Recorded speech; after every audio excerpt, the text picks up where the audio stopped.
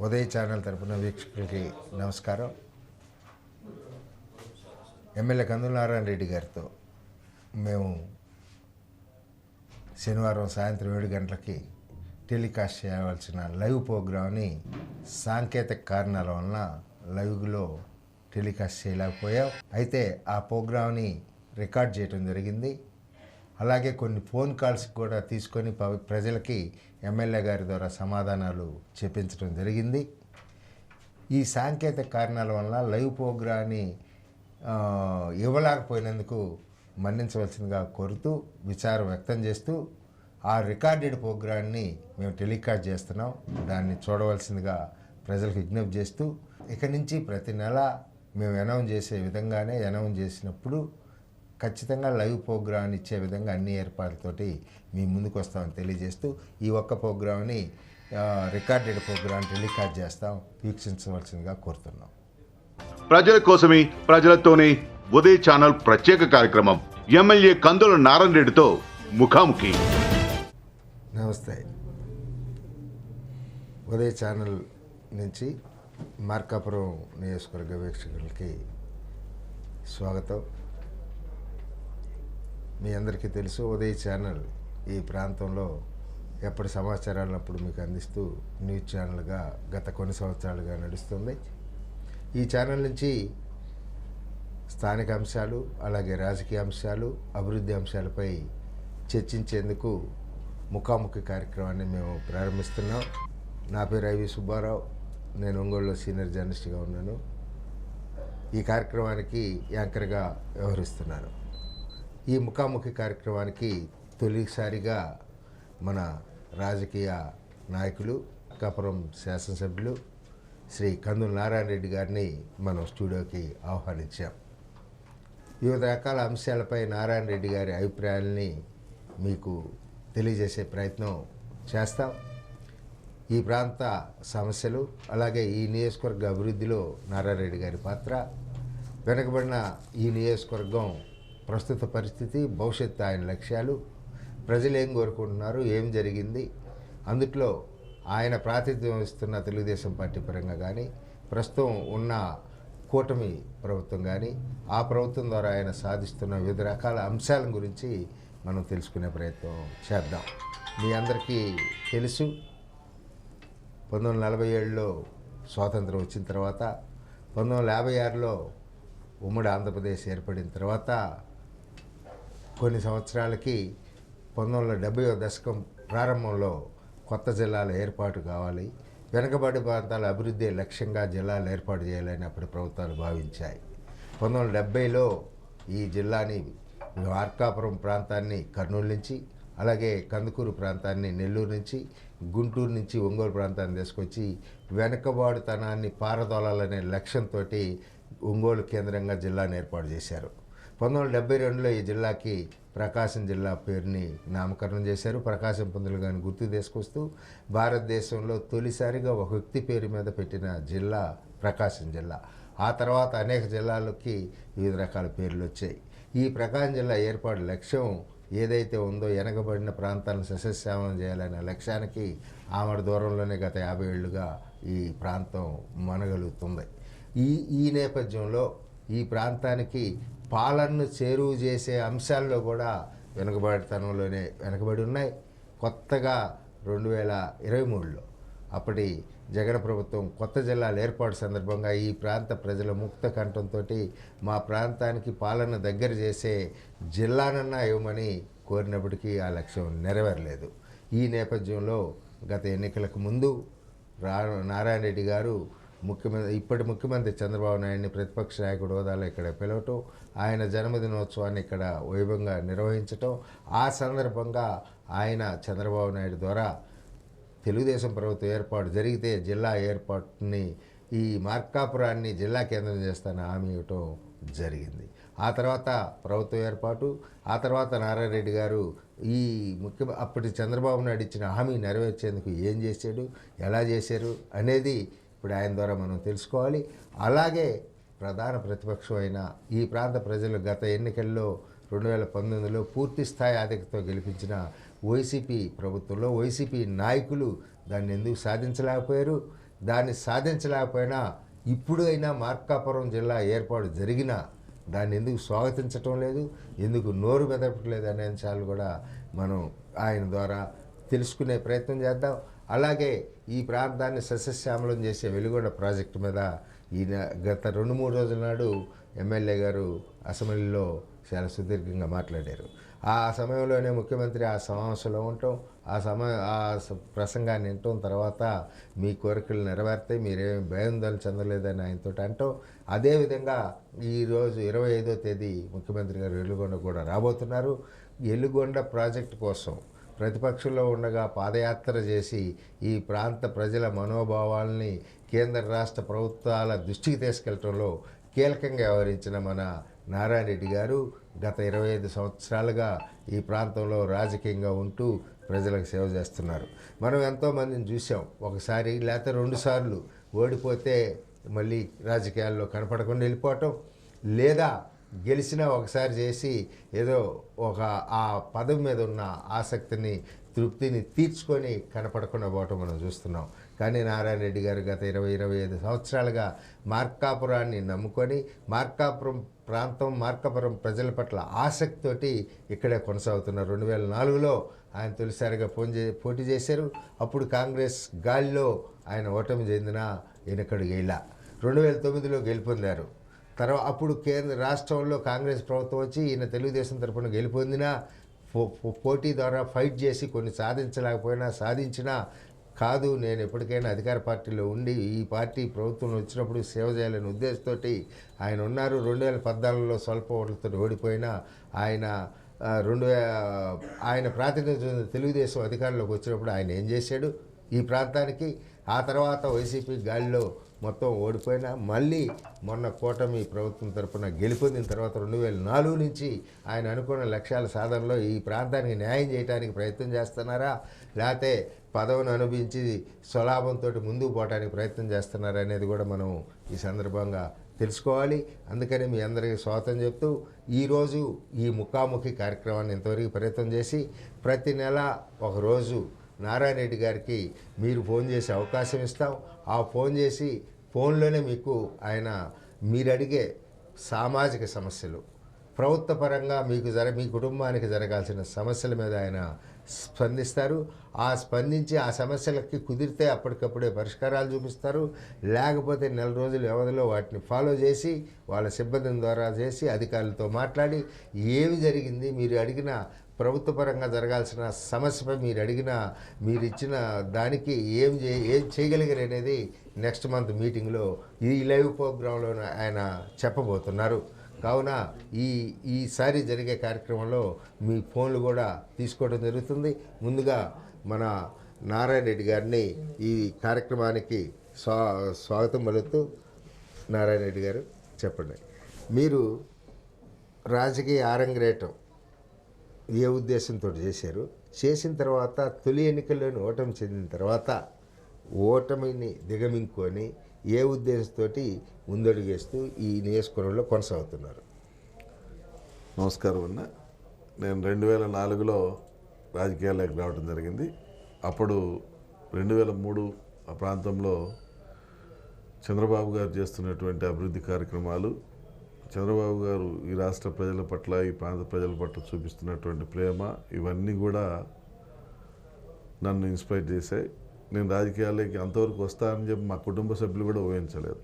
కానీ 2003లో నేను రాజకీయ రంగ ప్రవేశం చేయటం, అప్పటి మంత్రిగా ఉన్నటువంటి శ్రీ దామచర్ల ఆంజనేయుడు గారి సమక్షంలో పార్టీలో చేరటం, అప్పటి నుంచి పార్టీ కార్యక్రమాల పట్ల చురుగ్గా వ్యవహరించటం, ఇవన్నీ కూడా గ్రహించినటువంటి అప్పటి ముఖ్యమంత్రి చంద్రబాబు గారు 2004లో నాకు టికెట్ ఇవ్వడం జరిగింది.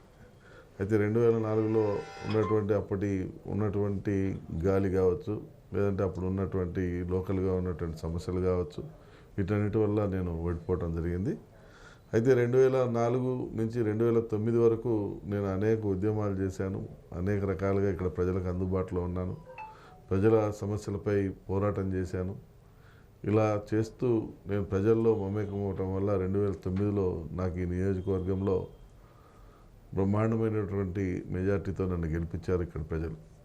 అయితే వాళ్ళ నమ్మకాన్ని ఒమ్ము చేయకుండా ఆ రోజు నుంచి ఈ రోజు వరకు కూడా నేను పనిచేసుకుంటూ వస్తూ ఉన్నా. అయితే మధ్యాహ్నం కొన్ని ఒడిదొడుకులు వచ్చినాయి, కొన్ని ఓటములు కూడా చవి చూసా. అయితే ఈ ప్రాంత ప్రజలు ఏంటంటే ఎవరో చెప్పినటువంటి మాటలను నమ్మేటువంటి మనస్తత్వం ఈ ప్రాంతంలో ఎక్కువ ఉంది. వాస్తవంగా పనిచేసేటువంటి వాళ్ళను గుర్తించడం కానీ, పనిచేసేటువంటి వాళ్ళను పట్ల మక్కువ చూపటం కానీ ఈ ప్రాంత ప్రజల్లో ఉన్నా కూడా, కానీ చెప్పుడు మాటల వల్ల ఎక్కువగా ఈ ప్రాంతంలో ప్రజలు ఆలకించడం, ఆ చెప్పుడు మాటల వల్ల వాళ్ళు పూర్తిగా అధ్యయనం చేయలేకపోవటం, ఇవన్నీ జరగటం వల్ల గత 2 దఫాలుగా ఎన్నికల్లో ఓటమి చెందుతూ వచ్చారు. అయితే 2019-24 మధ్యన జరిగినటువంటి అనేక దుర్మార్గాలు, అనేక రకాలైనటువంటి కార్యక్రమాలు, అంటే ఏదైతే గత ప్రభుత్వంలో జరిగినాయో, ప్రజలు గత ప్రభుత్వంలో ఇబ్బంది పడ్డారో ఇవన్నీ కూడా నేను ప్రజల దృష్టికి అలాగే ప్రభుత్వం దృష్టికి తీసుకొని పోతూ యాజిటేషన్ చేశాను. ఇలా ప్రజల్లో మమేకమై ఉండటం వల్ల 2024 ఎన్నికల్లో నన్ను తిరుగులేని మెజార్టీతో మళ్ళీ నన్ను ప్రజలు ఆశీర్వదించారు. ఈ ఇచ్చినటువంటి అవకాశాన్ని సద్వినియోగపరచుకోవాలన్నటువంటి కృతనిశ్చయంతో ఈరోజు ప్రజల్లో మమేకమై తిరుగుతూ ఉన్నా. ప్రజా సమస్యల పట్ల ఎప్పటికప్పుడు అధికారుల దృష్టికి, అటు అధినాయకం దృష్టికి తీసుకొని పోతూ ప్రజా సమస్యలను పరిష్కరించే దిశగా ప్రయత్నం చేస్తూ ఉన్నా. 100% ప్రజలు ఆశీర్వదిస్తారు. అలాగే అధినాయకత్వం కూడా ఈ ప్రాంత ప్రజల పట్ల ఉన్నటువంటి నమ్మకం కానీ, ఈ ప్రాంత ప్రజల్లో ఉన్నటువంటి విశ్వాసాలను కానీ అన్నింటినీ కూడా గౌరవించి వాళ్ళు కూడా 100% కోఆపరేట్ చేసుకుంటూ ముందుకు వస్తూ ఉన్నారు. నారాయణ గారు చెప్పండి, అంటే గతంలో మీరు చేసినవి అడగబోయే ముందు నాకు ఒక చిన్న డౌట్. 2023లో జగన్ ప్రభుత్వంలో జిల్లాల ఏర్పాటు జరిగింది, విభజన జరిగింది. 13 జిల్లాలను 26 జిల్లాలు చేశారు. అవును. అప్పటికి ఆ ఎన్నికల్లో ఈ ప్రాంతం మొత్తం ఆయన ప్రభుత్వాన్ని, ఆయన పార్టీకి భారీ మెజార్టీ, ఎర్రగొండపాలెం కానీ, మార్కాని, గిద్దలూరు కానీ, అటు లోక్సభలోను అసెంబ్లీలోను మంచి మెజార్టీ ఇచ్చారు ప్రజలు. మాకు కోట ఈ ప్రాంతం అనే ధీమా ఉండేది వాళ్ళకి. అయినా మార్కాపురం జిల్లా ఏర్పాటును పట్టించుకోలే. అప్పుడు ఈ ప్రాంతంలో ఉన్న శాసనసభ్యుల నుంచి కూడా ఒత్తిడి బయట నుంచి అయితే లేదు. లోపల ఏమన్నా వాళ్ళు జగన్ అడిగారో లేదో కానీ బయట నుంచి అయితే లేదు. ఆ టైంలో వాళ్ళే చేయని జిల్లా ఏర్పాటుని మీరు ఎలా, ఏ నమ్మకంతో దీన్ని సాధిస్తారు అనే నమ్మకంతో మీరు ముందడిగేశారు? మీరు అంత పట్టుదలతోటి పోవటానికి నమ్మకం ఏంది? ఎవరి మీద నమ్మకం? లేకపోతే మీ ప్రభుత్వం నుంచి ఎలా రాబట్టగలిగారు? 2023లో జిల్లాల విభజన ప్రక్రియ అనేది అప్పుడు స్టార్ట్ అయింది. వాస్తవంగా ఆ రోజు 13 జిల్లాలు ఉన్న జిల్లాల్ని 22 ఏప్రిల్ పార్లమెంటుకు ఒక జిల్లాను చేస్తామని చెప్పి అప్పటి ప్రభుత్వం ప్రజలందరికీ కూడా ఒక సందేశాన్ని ఇవ్వటం జరిగింది. అయితే మేము ఏంటంటే మాకున్నటువంటి ఇబ్బందులు, మా ప్రాంత ప్రజలకు ఉన్నటువంటి కష్టం, ఇవన్నిటిని కూడా మేము అధినాయకత్వాన్ని ఒప్పించి, అప్పుడు పాలకులను ఒప్పించి జిల్లా సాధించాలని తాపత్రయపడ్డాం. అయితే తాపత్రయం మేము పడ్డాం, కానీ వాళ్ళు మా మొర ఏ రోజు కూడా ఆలకించినటువంటి పాపాన్ని పోలే. ఈరోజు ఒక హాస్పిటల్ పోవాలంటే సుమారు 180 నుంచి 200 కిలోమీటర్ల పైచులకు ప్రయాణం చేయాలి. ఒక కలెక్టర్ గారిని కలవాలంటే 200 కిలోమీటర్లు పోవాలి. ఎస్పీ గారిని కలవాలన్నా ఏ చిన్న పని పడ్డా ఒంగోలుకు పోయి ఒంగోలు జిల్లా కేంద్రంలో పని చేయించుకోవాల్సిన పరిస్థితి. అటువంటి పరిస్థితుల్లో ఈ ప్రాంతానికి చాలా ఇబ్బంది అవుతుంది. ఎవరైనా పోయి ఒంగోలు పోయి పని చేయించుకొని రావాలంటే 2-3 రోజులు పడుతుంది. అక్కడ అధికారులు అందుబాటులో ఉండటము, లేకుంటే అందుబాటులో లేకపోవటం, ఇలా జరగటం వల్ల 2-3 రోజులు అక్కడే పడిగాపులు కావాల్సిన పరిస్థితులు వస్తూ ఉన్నాయి. అలాగే హాస్పిటల్ సౌకర్యాలు ఇటువంటివన్నీ కూడా ఒక జిల్లా కేంద్రంగా ఏర్పడితే మంచివి వస్తాయి, మా ప్రాంతం బాగుపడుతుంది. అలాగే ఇండస్ట్రీస్ పరంగా కూడా అవకాశాలు వచ్చేదానికి అవకాశాలు మెండైతే నిరుద్యోగ సమస్య కూడా తీరుతుంది అని ఇవన్నీ ఏదైతే మా ప్రాంతంలో సమస్యలతో గత 50 సంవత్సరాలుగా కొట్టుమిట్టాడమో ఆ సమస్యలన్నీ తీరాలంటే మార్కాపురం జిల్లా కావాలా అని, జిల్లా అయితేనే మనకు పరిష్కారం దొరుకుతుందని చెప్పి ఆ రోజు 25 జిల్లాలతో పాటు 26వ జిల్లాగా మార్చేయమని చెప్పి మేము డిమాండ్ చేశాం. ఉద్యమాన్ని భారీ స్థాయిలో తీసుకుపోయాం. అయితే కేవలం అప్పటి పాలకుల స్వార్థం. ఆ రోజు 25 జిల్లాలు అనేది 26 జిల్లాలు చేశారు. 26 జిల్లాలు చేస్తూ పార్లమెంటును ఒక జిల్లా చేస్తామన్నటువంటి వాళ్ళు కందుకూరుని తీసుకుపోయి నెల్లూరులో కలుపుకున్నారు, అద్దంకిని తీసుకుపోయి బాపట్లలో కలుపుకున్నారు. ఇలా వాళ్ళకు నచ్చినట్టు వాళ్ళ యొక్క రాజకీయ ప్రాబల్యం కోసం వాళ్ళు ఏ రకంగా చేసుకుంటే అనుకూలమైద్దో ఆ రకంగా చేసుకోవాలన్న ఉద్దేశంతో అంటే ఒక లోక్సభలో ఉన్నాయి, లోక్సభలోనే కాకుండా అంటే పక్క బాపట్ల లోక్సభలో ఉన్న సన్నోలపాడుని తీసుకొచ్చి మళ్ళీ ప్రకాశం జిల్లాలో వేశారు. అలాగే కందుకూరు అనేది కూడా అసలు ఒంగోలు జిల్లాలో ఉన్నటువంటి కందుకూరు జిల్లా, అటువంటి తీసుకుపోయి నెల్లూరులో వేశారు. అట్లా వాళ్ళకు అనుకూలంగా రాజకీయ పరంగా వాళ్ళకి గిరిజన ప్రాంతాల్లో అక్కడ కొత్త జిల్లా ఒకటి ఇచ్చారు. కానీ అరకు జిల్లా మీ కాడికి వచ్చేసరికి మా కాడికి వచ్చేసరికి లోక్సభ కావాలి, మాకు లోక్సభ అని అంటారు. అసలు ఒక నాయకుడు కూడా వైసీపీకి సంబంధించినటువంటి అది అప్పుడు అధికార పార్టీకి సంబంధించిన ఒక్క నాయకుడు కానీ వాళ్ళ కార్యకర్తలు కానీ జిల్లా కావాలి, జిల్లా ఇస్తేనే మా ప్రాంతం బాగుపడుతుంది, ఇక్కడ ప్రజలకు సంతోషంగా ఉంటుంది, ఇక్కడ ప్రజలకు మంచి జరుగుతుందని కనీసం వాళ్ళ నాయకుడి దగ్గర పోయి అడిగినటువంటి సందర్భం లేదు. ఒకవేళ అడగాలని ప్రయత్నం చేసినటువంటి పరిస్థితి కూడా మాకైతే కనపడలేదు. అటువంటి తరుణంలో ఉద్యమం రూపంలో అయినా తీసుకొని పోతే కనీసం వాళ్ళు నమ్ముతారేమో, ఈ ప్రాంత ప్రజల కష్టాలు గుర్తిస్తారేమో అని మేము ఆ రోజు ఆ ఉద్యమాన్ని ఉధృతం చేశాం. వాళ్ళ సైడ్ నుంచి స్పందన రాలేదు. తీరా జిల్లాల అనౌన్స్మెంట్ వచ్చేసరికల్లా మాకు మొండి చేయి చూపించారు. ఇక లాభం లేదని చెప్పి అప్పుడు ప్రతిపక్ష నాయకుడిగా ఉన్నటువంటి ఈ ప్రాంత పాలిట దైవంగా తయారైన మా ముఖ్యమంత్రి చంద్రబాబు నాయుడు గారిని ఆ రోజు మేము ఇక్కడ మార్కాపురం పిలిపించడం, ఇక్కడ ప్రజల్లో ఉన్నటువంటి స్పందనని ఆయన చూడటం, ఇక్కడ ప్రజలకు ఉన్నటువంటి ఇబ్బందులు అన్నీ కూడా పూర్తి స్థాయిలో అవగాహన చేసుకోవటం. ఆయన పుట్టినరోజు నాడే అనుకోకుండా ఆ పుట్టినరోజు కూడా ఆ రోజు ఏప్రిల్ 20వ తారీఖు పుట్టినరోజు నాడు ఇక్కడికి రావటం, ఇవన్నీ కూడా మాకు కలిసి వచ్చిన అంశాలుగా మేము పరిగణలోకి తీసుకున్నాం. అయితే ఆ రోజు ఇక్కడ ప్రజల్లో ఉన్నటువంటి స్పందనని గుర్తించినటువంటి ముఖ్యమంత్రి గారు, ప్రస్తుతం ముఖ్యమంత్రి గారు, నేను జిల్లా ఎట్టి పరిస్థితుల్లో మీకు చేస్తాను, వెలుగొండను కూడా పూర్తి చేస్తాను, ఈ రెండు స్పష్టమైన హామీ ఇస్తున్నానని చెప్పి, నా పుట్టినరోజు నాడు ఇస్తున్నానని చెప్పి ఆయన మాట చెప్పడం జరిగింది. ఎన్నికలకు ముందు అట్లా హామీ ఇవ్వటం సహజం సార్. ఎన్నికల తర్వాత ఇంత త్వరగా ఇంత పెద్ద డిమాండ్ ఉంది రాష్ట్రం. ఒకసారి ఏలు పెడితే రాష్ట్రంలో చాలా ప్రాంతాల నుంచి వచ్చే అవకాశం ఉంది. ఈ నేపథ్యంలో ఓ సంవత్సరంన్నరకే ఈ జిల్లా రావటం అంటే ఆ తర్వాత కొనసాగిన దాంట్లో మీ పాత్ర ఉందా?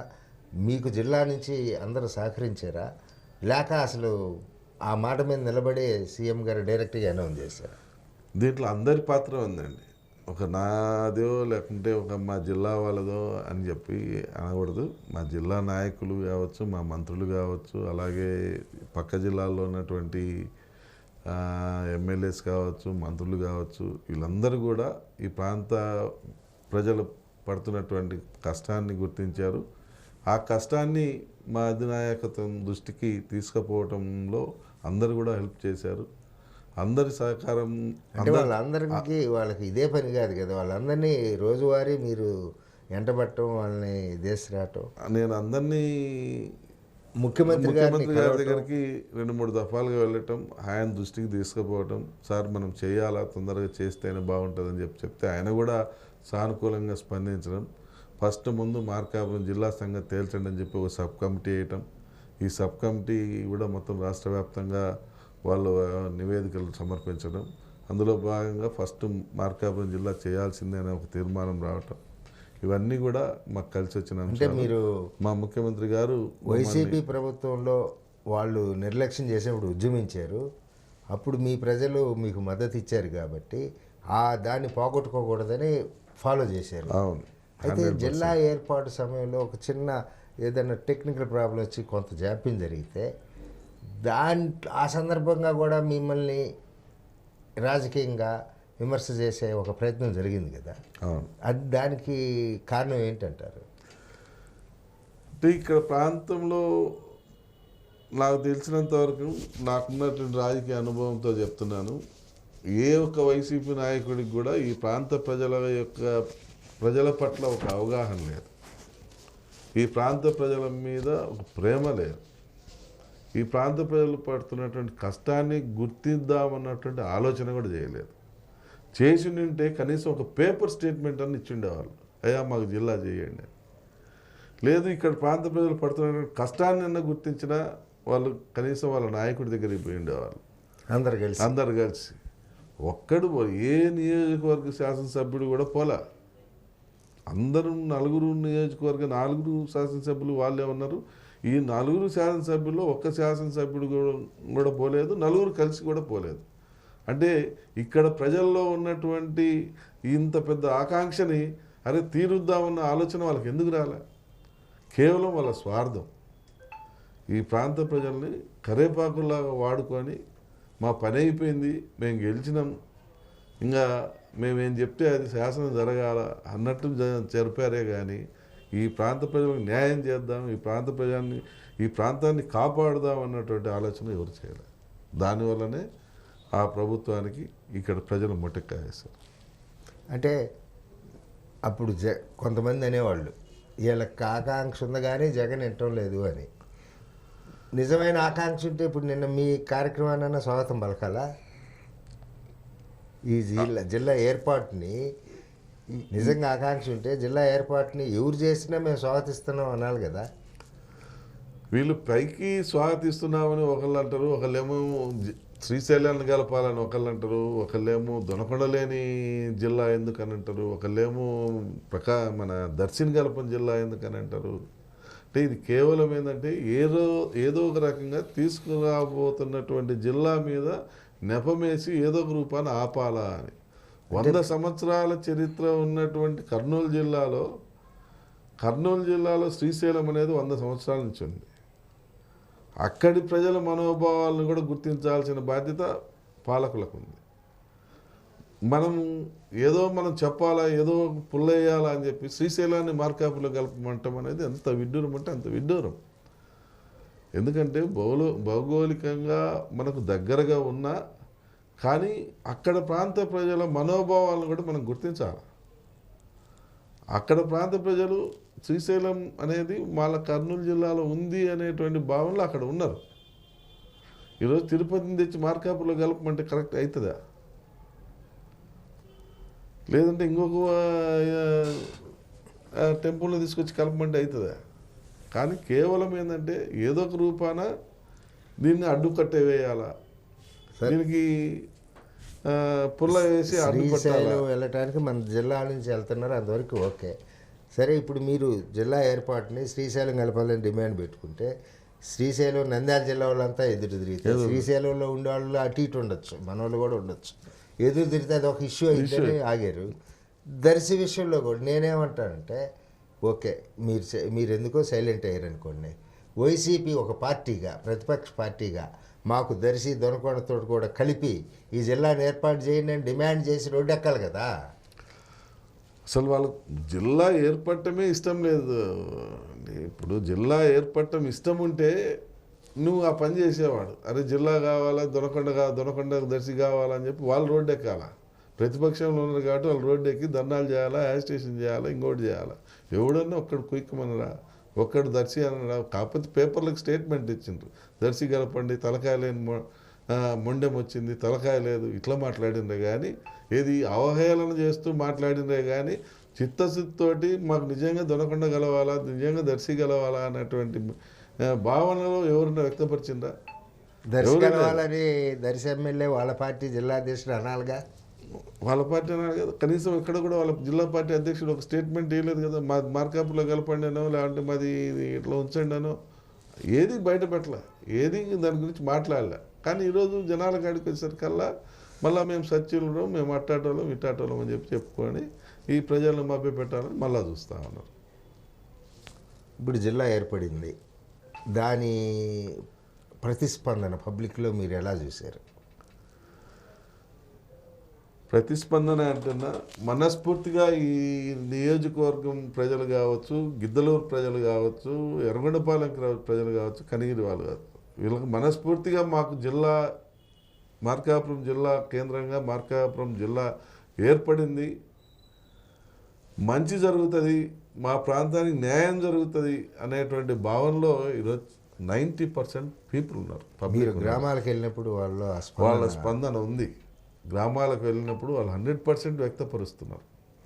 అయ్యా రోజు జిల్లా సాధించినావు, రేపు ఇంకోటి సాధించండి, ఇంకా మనకి ఇంకొక అవసరం ఉంది, మన ప్రాంతానికి కావాల్సింది ఉంది, దాన్ని చేపించండి. ఈ రెండు జరిగితే మన జిల్లాను ఎవరు పట్టలేరు, ఎవరు మన జిల్లాని కాదని అనలేరు, అంత మంచి జిల్లా ఏర్పడుతుందని చెప్పి ఈరోజు ప్రజలు దాంట్లో బాబాయ్ ముందు అప్పుడు ప్రభుత్వం కూడా కొత్త జిల్లాలు ఏర్పాటు చేసి తర్వాత వదిలేసింది. కూర్చోడానికి కుర్చీ లేని ఆఫీసులు, బిల్డింగులు లేక.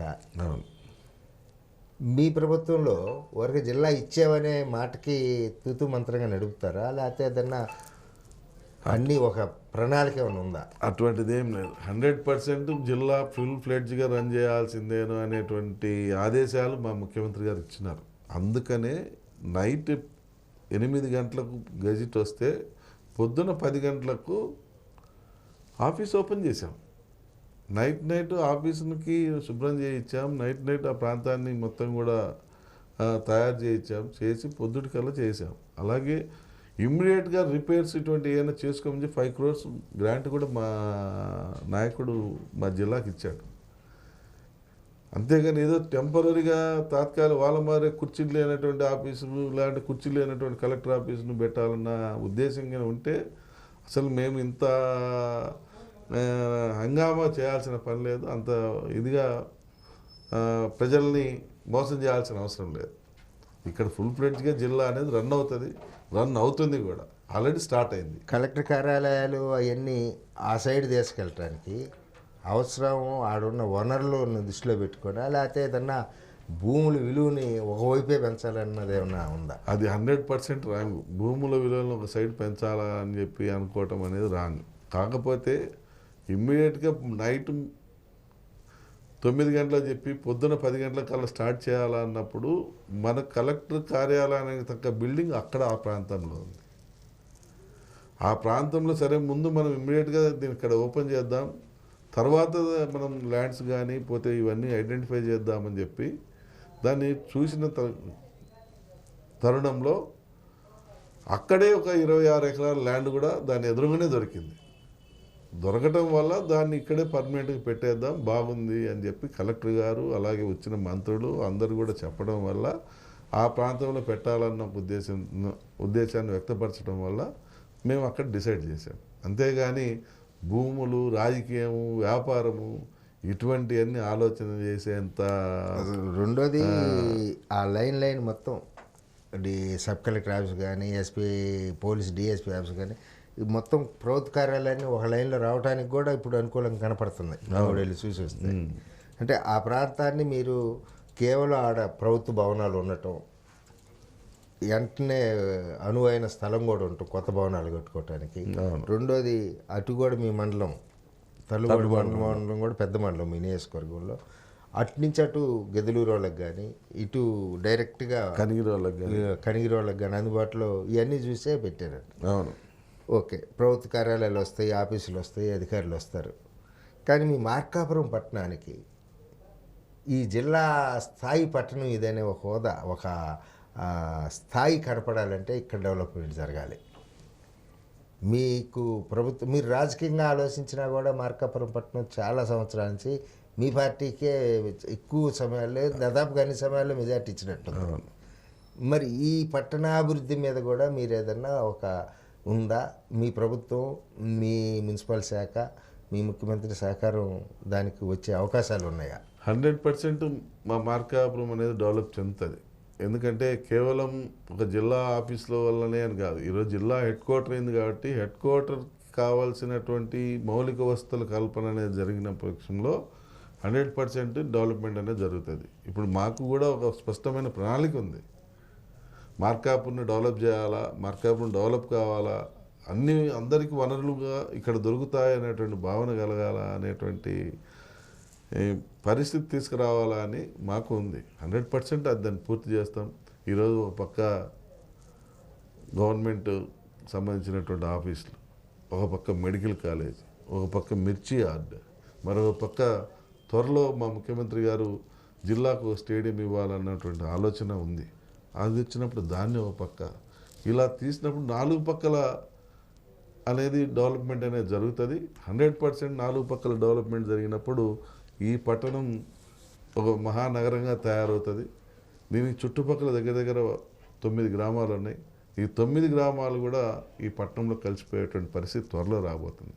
ఈరోజు బిడ్డ పుట్టగానే ఒకటే రోజు పెరగదు. 1 by 1 ఒక్కొక్కటిగా చేసుకుంటూ వస్తాం. ఈ పట్టణాన్ని ఒక మహానగరంగా, ఒక కార్పొరేషన్ స్థాయికి గల నగరంగా దీన్ని తయారు చేపిస్తాం. 100% డెవలప్మెంట్ అంటే ఏంటో చూపిస్తాం. జగన్ టైంలో మెడికల్ కాలేజ్ అని గోళ్ళగట్టి వదిలేశారు. నారాయణ రెడ్డి గారు చంద్రబాబు గారి సహకారంతో దాన్ని సున్నం వేసి వదిలేస్తాడు, కానీ ఇది కాదేమో అని ప్రజలు అనుకుంటున్నారు. మీరు సూటిగా ఏం చెప్తారు? 100% మెడికల్ కాలేజ్ నిర్మిస్తున్నాం. వాళ్ళకు చిత్తశుద్ధి లేదు. 450 కోట్లు 500 కోట్లు పెట్టి మెడికల్ కాలేజ్ కట్టిస్తున్నామని చెప్పి ఆర్భాటంగా శంకుస్థాపన చేసిండ్రు. వాళ్ళకి ఇచ్చింది కేవలం 23 కోట్లు. 4 సంవత్సరాలు వాళ్ళు పనిచేస్తే వాళ్ళకి ఇచ్చింది 23 కోట్లు. నేను అధికారంలోకి వచ్చిన తర్వాత మళ్ళా కాంట్రాక్టర్లకు పని మొదలుపెట్టి పని చేపిస్తారేమో అని చెప్పి పని చేయాల్సిన బకాయిలకు 48 కోట్లు నేను రిలీజ్ చేయించాను. 48 కోట్లు రిలీజ్ చేయించింది నేను. అదే చిత్తశుద్ధి వాళ్ళకుంటే అదే 48 కోట్లు 50 కోట్లు వాళ్ళు ఇచ్చింటే ఇప్పటి సగం బిల్డింగ్ అయిపోయి ఉండేది. 2023లోనే ఇక్కడ కాలేజ్ స్టార్ట్ అయి ఉండేది. ఇక్కడ ఒక బ్యాచ్ అనేది రెడీ అయి ఉండేది. ఫస్ట్ బ్యాచ్ రెడీ అయి ఉండేది. కానీ మీరు ₹1 డబ్బులు చెప్పేసరికి కాంట్రాక్టర్ తుడుమన్నాడు. కాంట్రాక్టర్ వెళ్ళిపోయాడు. అందుకు ఇప్పుడు ఈ ప్రభుత్వం కాంట్రాక్టర్లు వెళ్ళిపోయారు, పెట్టుబడిదారులు వెళ్ళిపోయారు, అందరూ వెళ్ళిపోవటంతో ఉన్నటువంటి సమస్యను అధిగమించాలంటే పీపీపీ మోడల్ అయితేనే దీనికి సాధ్యం అని చెప్పి ఈరోజు రాష్ట్ర వ్యాప్తంగా పీపీపీ మోడల్ను అమలు చేస్తూ ఉన్నారు. దానిలో భాగంగా మార్కాపూర్ కాలేజీని కూడా పీపీపీ మోడల్లోకి తీసుకురాబోతా ఉన్నాం. ఎవరు ముందు వచ్చేట్లేదుగా? 100% వస్తారు. రేపు నెక్స్ట్ ఏప్రిల్ మే అంటే ఏదైతే అకాడమిక్ ఇయర్ స్టార్ట్ అయ్యే టైం ఉందో ఆ టయానికి ఇక్కడ కాలేజ్. ఎందుకు ఈ ప్రాంత నాయకుల్లో చాలామంది పార్టీలకు అతీతంగా ధనవంతులు ఉన్నారు కదా, మీరే 3-4 కలిసి తీసుకొని ఈ ప్రాంతానికి అది అందించేటువంటిది మీకు ఉపయోగం కదా. ఇది బ్యాక్వర్డ్ ఏరియా. అంత పెద్ద ధనవంతులు ఇక్కడ ఎవరు నాకు తెలిసి ఉన్నట్లేరు. ఎవరన్నా ఒకళ్ళిద్దరు ఉన్నా కూడా వాళ్ళు దానికి సంబంధించిన ఫీల్డ్ కాదు కాబట్టి ఎవరు కూడా ముందుకు వచ్చేటువంటి పరిస్థితి కాదు. అదిగాక మళ్ళీ వీళ్ళు మేము రఫా నరుకుతాం, లేదంటే 2 నెలల లోపల పెట్టిస్తాం, లేకుంటే ఇంకోటి చేస్తాం, ఎవడో టెండర్ వేయండి వాళ్ళంతా చూస్తాం అని ఈ రకంగా బెదిరింపులు ఇస్తా ఉన్నారు. ఈ బెదిరింపులు ఇవ్వడంతో కొద్దిగా ఈ ఆర్థికంగా బలంగా ఉన్నటువంటి సామాజిక వర్గాలుగా ఉన్నటువంటి వ్యాపారవేత్తలు భయపడి ముందుకు రావట్లేదు. కానీ ఎట్టి భయాలకు మేము కూడా లొంగే ప్రసక్తి లేదు. వాళ్ళు ఎన్ని చేసుకున్నా ఏం చేసుకుంటారో చూడాలా. మెడికల్ కాలేజ్ అనేది స్టార్ట్ చేయించి తీరుతాం. మెడికల్ కాలేజ్ అనేది ఈ ప్రాంతానికి ఒక మేజర్ వనరుగా, ఈ ప్రాంత ప్రజలకు ఒక ఆశా దీపంగా దాన్ని తయారు చేపిస్తాం. బ్రహ్మాండమైనటువంటి కాలేజీని, బ్రహ్మాండమైనటువంటి హాస్పిటల్ని, సూపర్ స్పెషాలిటీ హాస్పిటల్ని ఈ ప్రాంతానికి తీసుకొని వస్తాం. మీరు మీ మార్కాపురం నియోజకవర్గంలో, మార్కాపురం తర్వాత కాస్త పెద్ద టౌన్ మున్సిపాలిటీగా మారింది పొదిలి. డీలిమిటేషన్లో అది ఉంటుందో పోయిద్దో అని ఆ పక్క ఏదో కొద్దిగా చిన్న చూపు చూస్తున్నట్టుగా ప్రజలు అనుకుంటున్నారు. మీరేమంటారు? అది 100% రాంగ్. నేను ఎప్పుడూ చిన్న చూపు చూడలేదు. చిన్న చూపు చూసే మాట అయితే ఈరోజు సీఎం రిలీఫ్ ఫండ్ చెక్కులు పంపిణీకి కూడా నా వైఫ్ని పంపిస్తున్నాను. ఇలాంటి నేను ఒక పక్క, నా వైఫ్ ఒక పక్క, మా తమ్ముళ్ళు ఒక పక్క తిరగాల్సిన అవసరం లేదు. నా డీలిమిటేషన్ అయిపోతుంది, వాళ్ళతో నాకు పని లేదనుకునే మాట అయితే మేమందరం ఇక్కడే పని చేసుకోవచ్చు. కానీ ఆ ఉద్దేశంలో లేము. ఎంతగాడికి ప్రజలు నమ్మి మనల్ని గెలిపించారు. ప్రజలకు ఒక నమ్మకాన్ని మనం కూడా ఇచ్చాం. ఆ నమ్మకం తీసుకొని పని చేసుకుంటూ పోవాలని చెప్పి దగ్గరుండి పని చేస్తూ ఉన్నాం. తొలి సంవత్సరం కొద్దిగా నాకు హెల్త్ పరమైనటువంటి ఇష్యూస్ ఉన్నాయి. దానివల్ల ఫుల్ ఫ్లెడ్జ్గా తిరగలేకపోయినా ఈ గత 6 నెలల నుంచి కొద్దిగా ఆరోగ్యం కూడా సెట్ అయింది. కొద్దిగా ఇప్పుడు స్టార్ట్ చేశాను. 1 by 1 ఒక్కొక్క ఊరు, ఒక్కొక్క మండలం పరిస్థితులన్నీ షార్ట్ అవుట్ చేసుకుంటూ ముందుకెళ్తున్నాను. ముఖ్యమైన 2 అంశాలు మాట్లాడబోయే ముందు, మీరు 2009లో ఒకసారి గెలిచారు, 2014లో గెలవపోయినా మీ ప్రభుత్వం ఉంది. సరే ఇప్పుడుది ఈ జిల్లా వచ్చింది, ఇంకా వెలుగొండది మాట్లాడదాం. ఆ 2 టర్మ్స్లో మీరు ఈ నియోజకవర్గానికి గుర్తుండిపోయే విధంగా చేసిన ఒక 2 మంచి పనులు చెప్పగలరా? 2009 నాకు జీవితంలో నా రాజకీయ జీవితము చిరస్మరణీయమని చెప్పుకునే అంశాలు నాకు ఉన్నాయి. నాకు తెలిసి ఇక్కడ ఈ ప్రాంతంలో ఏ రాజకీయ నాయకుడు ఉండకపోవచ్చేమో, నాకైతే ఉన్నాయి. నేను 2004లో రాజకీయాల్లోకి వచ్చినప్పుడు, అప్పుడు 2005లో జలయజ్ఞంలో భాగంగా వెలుగొండ ప్రాజెక్టు టెండర్లు పిలవటం, మాకు ఏదైతే టన్నల్ వ్యాసం ఉందో దాన్ని తగ్గించటం, ఆ టన్నల్ వ్యాసాన్ని తగ్గించి ఆ టెండర్లు పిలవటం, ఇవన్నీ తేల్చుకున్నటువంటి నేను మా చంద్రబాబు నాయుడు గారి అనుమతితో నేను ఆ రోజు ఒక ఉద్యమం చేసుకొచ్చాను.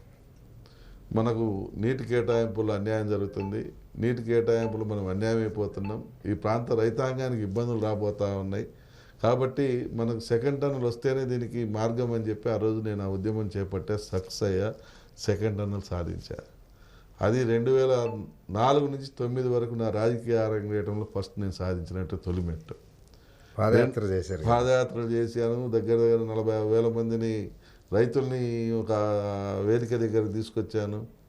ప్రజల్లో దీని మీద ఒక అవేర్నెస్ కల్పించాను. ప్రజలకు వాస్తవం తెలియజేశాను. ప్రజలు కూడా గమనించి తెలుసుకొని స్వచ్ఛందంగా ఎవరి పాటికి వాళ్ళు వచ్చి ఆ ఉద్యమానికి ఊపిరి పోశారు. దానివల్ల ప్రభుత్వం కూడా దిగొచ్చి అప్పుడు సెకండ్ టన్నల్కు శంకుస్థాపన చేసి ఈరోజు మొదలవుతా ఉంది. దానివల్ల 3,34,000 ఎకరాలకి సెకండ్ టన్నల్ పుణ్యాన ఈరోజు నీళ్ళు వస్తున్నాయన్నటువంటి ధైర్యం నింపాం. అప్పుడు రాజశేఖర రెడ్డి గారి ప్రభుత్వం. అవును, కాంగ్రెస్ ప్రభుత్వంలో. మీరు ప్రజల వాణిని ఆయన దృష్టి తీసుకెళ్ళి సక్సెస్ అయ్యారంటారు. అంటే 100% ప్రజల్లో కూడా ఇంత వ్యతిరేకత వస్తుంది అని చెప్పి భయపడి ఆ రోజు సెకండ్ టన్నల్ చేశారు. అందుకు ఈ ప్రజా ఉద్యమాన్ని చూసి ఇంత ఈ ప్రాంతానికి అన్యాయం చేస్తే ఇక్కడ ప్రజలు ఊరుకోరు అనేటువంటి భావనలో సెకండ్ టన్నల్ని మళ్ళా వచ్చి ప్రారంభించి శంకుస్థాపన చేసి మళ్ళీ టెండర్లు పిలిచి 930 కోట్ల రూపాయలకు టెండర్లు పిలిపించి మళ్ళీ దాన్ని వర్క్ స్టార్ట్ చేయడం జరిగింది. 2009 నేను గెలిచాను. గెలిచిన తర్వాత ఇక్కడ ప్రాంతంలో తీవ్రమైనటువంటి మంచినీటి సమస్య ఉంది. మున్సిపాలిటీలో తీవ్రమైనటువంటి మంచినీటి సమస్య ఉంది. ఆ రోజుల్లో 123 బోర్లు ఉండే ఈ టౌన్లో 112 బోర్లు ఎండిపోయినాయి. కేవలం 9-10 బోర్ల ద్వారానే ఈ టౌన్ నడుస్తూ ఉండేది. అటువంటి పరిస్థితిని మేము చూసాము. ఓన్లీ ట్యాంకర్ల ద్వారా నీటి సరఫరా చేయించాము అప్పట్లో. నేను గెలిచిన తర్వాత ఎలాగైనా సరే ఈ సమస్యను పరిష్కరించాలనుకున్నా అప్పుడు కేంద్ర మంత్రిగా ఉన్నటువంటి జైపాల్ రెడ్డి గారి దగ్గరికి వెళ్ళి కాళ్ళకు నమస్కారం చేసి, పెద్ద ఆయన మాకు అంటే నాకు కొద్ది పాత పరిచయము, ఆ పరిచయంతో పెద్ద ఆయన మాకు ఈ ప్రాంతానికి మీరు కొద్ది సాయం చేయాలా, మేము ఈ రకంగా ఇబ్బంది పడుతున్నామని చెప్పి ఆ ఫోటోగ్రాఫ్స్ అన్ని ఆయన చూపించి, బిందెలు పట్టుకొని పాపం మహిళా సోదరీమణులు చెంగులు పైకి చుట్టుకొని బిందెలు పట్టుకొని వాళ్ళు ఉరికెత్తుతున్న ఫోటోలు ఇటువంటి అన్నీ చూపించి ఆయన్ని కూడా కన్విన్స్ చేసి 43 కోట్లు శాంక్షన్ తీసుకుని వచ్చి ఈరోజు ఇంటింటికి పైప్ లైన్ స్కీమ్ తీసుకుని వచ్చాం మార్కాపురం టౌన్ వరకు. ఇది సాగర్ వాటర్ దూపాడు నుంచి సాగర్ 23 కిలోమీటర్ల అవతల ఉన్నటువంటి దూపాడు బ్రాంచ్ కెనాల్ నుంచి సాగర్ వాటర్ తీసుకుని, దర్శి బ్రాంచ్ కెనాల్ నుంచి సాగర్ వాటర్ తీసుకొచ్చి ఈరోజు టౌన్లో ఇప్పిస్తున్నాం. 2014లో ఓడిపోయా, అయినా కాగము లేను నేను. ఎట్టి పరిస్థితుల్లో ఈ ప్రాంతానికి ఒక మంచి హాస్పిటల్ కావాలని చెప్పి ఆ రోజు జిల్లా హాస్పిటల్ మన ఒంగోలు హాస్పిటల్ జీజీహెచ్ అయింది. అప్పుడు జిల్లా హాస్పిటల్ని చీరాలు తీసుకుపోవాలని కొందరు, పర్చూరు తీసుకుపోవాలని కొందరు, కందుకూరు తీసుకుపోవాలని కొందరు, ఇలా రకరకాల ప్రయత్నాలు చేస్తూ ఉంటే అప్పుడు నేను ఈ ప్రాంతానికి ఉన్నటువంటి ఇబ్బందిని అప్పుడు ఉన్నటువంటి మా ప్రజాప్రతినిధులందరూ చెప్పడం, అది అలాగే మా అధినాయకుడికి చెప్పడం అన్నీ చేసి మార్కాపురం తీసుకొని వచ్చాను. మళ్ళీ అదే గవర్నమెంట్ ఉన్నప్పుడు మార్కాపురం చెన్నకేశ్వర స్వామికి రథసప్తమి పండుగను తీసుకొని వచ్చా. నా మిత్రుల సహకారంతో మా కమిటీ సహకారంతో 600 కేజీల వెండిని సేకరించి 3 కోట్ల రూపాయల విలువతోటి వెండి రథాన్ని చేయించి ఒక రథసప్తమి పండుగ అనేది మార్కాపూర్లో ఈ రకంగా చేస్తారని చెప్పి ఆ తిరుమల వెంకటేశ్వర స్వామి సన్నిధిలో జరిగేటువంటి అటువంటి కార్యక్రమాన్ని మా చెన్నకేశ్వర స్వామి సన్నిధిలో కూడా జరిగేలా చేశారు. ఇంకా ఉన్నాయి 118 కిలోమీటర్లు సిమెంట్ రోడ్లు వేసాను నేను ఆ 5 సంవత్సరాల్లో. లాస్ట్ అప్పుడు 118 కిలోమీటర్ల పొడవున సిమెంట్ రోడ్లు వేసా. 2019-24 వాళ్ళు ఎన్ని కిలోమీటర్లు వేసి కనుక్కోండి, కేవలం 7 కిలోమీటర్లు వేశారు. ఈరోజు వాళ్ళు నడిచే ప్రతి రోడ్డు 70% రోడ్లు నేను వేసినాయి. వాళ్ళ టర్మ్లో ఫెయిల్ అయ్యి మళ్ళీ ఇప్పుడు మీరు బిగన్ చేశారు కదా రోడ్లు. మీరేమన్నా ఈ టర్మ్లో తేగలిగారా గ్రామీణ ప్రాంతాలకు రోడ్లు తెస్తున్నాం, తార్ రోడ్లు కూడా తెస్తున్నాం. ఇటీవల కాలంలో తార్ రోడ్లు కూడా తెచ్చాం. దగ్గర 6 ఊర్లకు 7 ఊర్లకు తార్ రోడ్లు వేపిస్తున్నాం ఇప్పుడు. ఇంకా ఈ గత సంవత్సరంలో ఇంకా 32 కిలోమీటర్ల పొడవున సిమెంట్ రోడ్లు కూడా ఇప్పుడు వేపిస్తూ ఉన్నాం. ఇంకా టౌన్లో డెవలప్మెంట్లు చేస్తూ ఉన్నాం. డెవలప్మెంట్ అనేది ఎక్కడ ఆపటంలా. 118 కిలోమీటర్లు తారు సిమెంట్ రోడ్లు వేసామనంటే సామాన్యమైన విషయమా? ఈ వెనుకబడ్డ ప్రాంతంలో ఒకప్పుడు రోడ్లు లేవు, ఒకప్పుడు అంబులెన్సులు పోవు. అటువంటిది ఈరోజు ఆల్మోస్ట్ ఆల్ ప్రతి ఊరికి ఒక తార్ రోడ్డు తీసుకురావటం, ఆ ఊర్లో ప్రతి ఊర్లో సిమెంట్ రోడ్లు వేయించడం. ఏ ఊర్లో నేను సిమెంట్ రోడ్డు వేయించలేదు చెప్పానండి.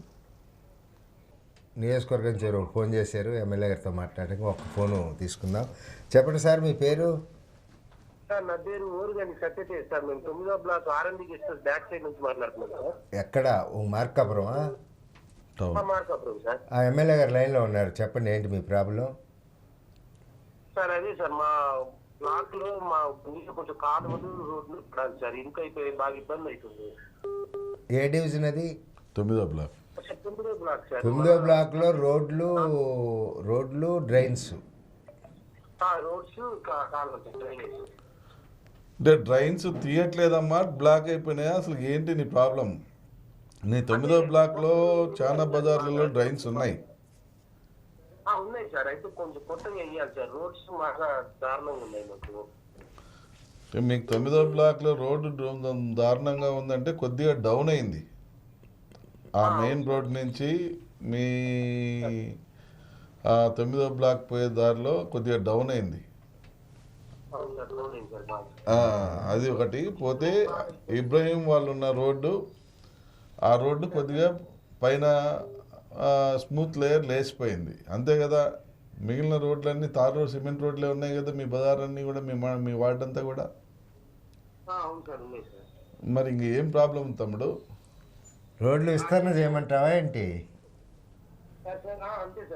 రోడ్లు విస్తరణ చేస్తే ఎంక్రోచ్మెంట్ చేయాల్సి వస్తుంది, అట్లా చేయకూడదు కదమ్మా. కానీ చెప్పు. హలో, నమస్తే అమ్మా. ఎవరు మీ పేరు? ఇమ్మడి వెంకటేశ్వర్లా? చెప్పమ్మా.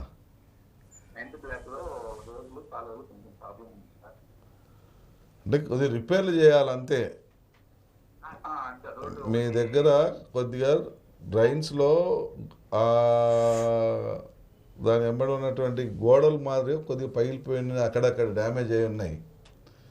కొన్ని డ్రైన్స్ బ్లాక్ అయి ఉంటాయి. ఈ రెండు సరి చేస్తే మీకు డ్రైన్ ఆగదు, మీకు వెళ్ళిపోతుంది.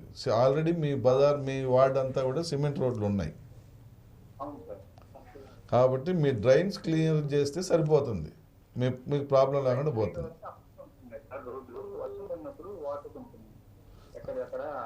అదేనమ్మా, వర్షం వచ్చినప్పుడు మీకంతా కూడా ఆ మెయిన్ రోడ్ నుంచి 9వ బ్లాక్ ఎంట్రన్స్లో ఏదైతే R&B బంగ్లా పక్క నుంచి పోయే లైన్ ఉందో ఆ లైన్లో కొద్దిగా బ్లాక్ అవుతుంది. కొద్దిగా వర్షం ఎక్కువ నిలబడుతుంది, ఆ డ్రైన్ అంతా కూడా రోడ్డు మీదకి వస్తుంది. అది మీకు అక్కడ ఉన్నటువంటి ప్రధానమైనటువంటి ప్రాబ్లం, అదేనా? ఓకే అమ్మా, దాన్ని మీకు డ్రైన్స్ అన్నీ కూడా మీకు క్లీన్గా నేను చేపిస్తాను. మీకు ఆ డ్రైన్స్కి ప్రాబ్లం లేకుండా చేసి పెడతాను. ఓకే వెంకటేశ్వర గారు. Okay. Thank you sir. Hello hello hello hello, నమస్తే సార్. నమస్తే అమ్మా. ఏం పేరు మీ పేరు? ఎక్కడి నుంచి? నా పేరు అనురాధ సార్. ఇక్కడ Kondareddy colony sir, Tulasibai colony దగ్గర. ఎక్కడమ్మా? Kondareddy colony sir. ఇక్కడ కొండారెడ్డి కాలనీ. ఎమ్మెల్యే గారు లైన్లో ఉన్నారు, చెప్పమ్మా. చెప్పమ్మా. సార్, ఇక్కడ వచ్చేసి స్కూల్ ఉంది కదా సార్, ఇక్కడ హౌసింగ్ బోర్డు దగ్గర స్కూల్ ఉంది. అక్కడ బాగా ఇదిగా చెట్లు అట్లా ఉన్నాయి సార్. పిల్లలు వచ్చేసి గంజాయి మందు అలా తాగి నైట్ పూట గొడవ చేస్తున్నాం సార్. బాగా నైట్ లేవు అక్కడ. ఏ టైం అమ్మా? నైట్. మేము ఇక్కడే సార్, ఆపోజిట్ లో ఉన్నాం సార్. అక్కడే మాకు అందుకని వినిపిస్తుంటారు కాబట్టి మేము ఈరోజు నేను ఒక నెంబర్ చెప్తానమ్మా, నెంబర్ నోట్ చేసుకో. నీకు ఈసారి ఎప్పుడైనా సరే ఆ ప్రాంతంలో ఆ గంజాయి బ్యాచ్ కానీ ఇంకొక ఏ బ్యాచ్ ఉన్నా కానీ నాకు ఇమ్మీడియట్గా ఫోన్ చేయి. నేను ఇమ్మీడియట్గా డిపార్ట్మెంట్ వాళ్ళని పంపించి భవిష్యత్తులో మళ్ళీ ఎప్పుడు ఆ ప్రాంతంలో గంజాయి బ్యాచ్ రాకుండా చేసే బాధ్యత నేను చేపడతానమ్మా. నెంబర్ రాసుకోండి అమ్మా, చెప్తాను. అట్లా కాదండి, మీరు డిపార్ట్మెంట్కి ఇప్పుడు వాళ్ళు లేడీస్, అవును, వాళ్ళు ఆ టైంలో చూడొచ్చు, వాళ్ళు అంటే భయపడచ్చు. మీరు డిపార్ట్మెంట్ తరఫున వాళ్ళు సివిల్ డ్రెస్సులు వెళ్ళి కాపు కాసి డిపార్ట్మెంట్ పట్టుకోవాలి. 100% పోలీస్ డిపార్ట్మెంట్ పనేది. అంటే ఆ పని 100% చేపిస్తాము. ఒకవేళ రెడ్ హ్యాండెడ్గా పట్టుకొని తీసుకొని వచ్చి వాళ్ళకు ఏం చేయాలన్నా చేపిస్తానమ్మా, మీరేం భయపడవాకండి.